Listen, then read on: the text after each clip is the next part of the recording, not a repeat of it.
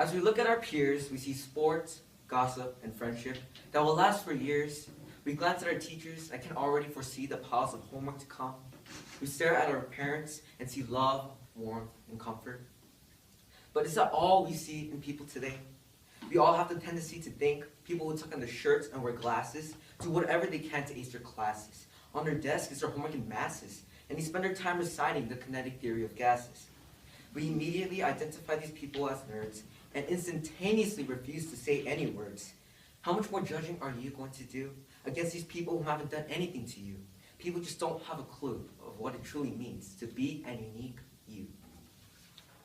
Now, when I say an unique you, I'm not saying a different you, but rather a you that's the only one of its kind, a you that God considers so fine that even He knows you surpass the merchandise of Calvin Klein.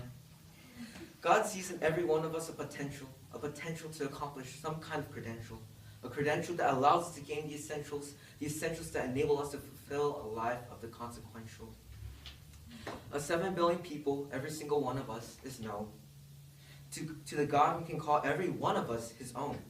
Away sometimes you may be blown, but already had you been sown. To the cross that can forever atone the sins that we all had already shown. You see, there's a God looking down from the heavens, smiling at His creation. He is mighty proud of His own dictation. We each were intricately designed to have diverse minds.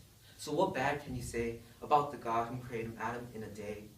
I don't know about you, but whenever I look left and right, I don't see an exact duplicate of myself inside.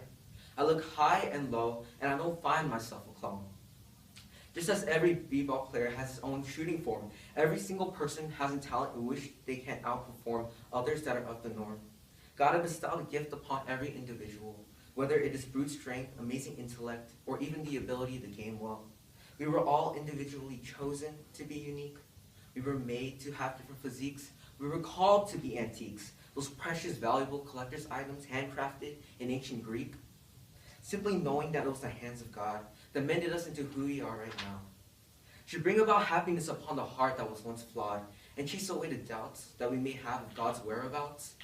Although God's unique design is shown through the most transparent component of our lives, we fail to see what keeps us separate from one another and act as though we are of the blind. But never again shall we forget this. For today, God has shown us this. Our looks and shape should not be the reason why we should be considering ending our lives, but instead are things that should be seen as unique, things that only one person in this world can possess. In Isaiah chapter 64, verse 8, it is written, "Yet you, Lord, are our Father. You are the clay, you are the potter. We are all the work of your hand." Now let us take this verse in like music, sweet music played in by heaven's band.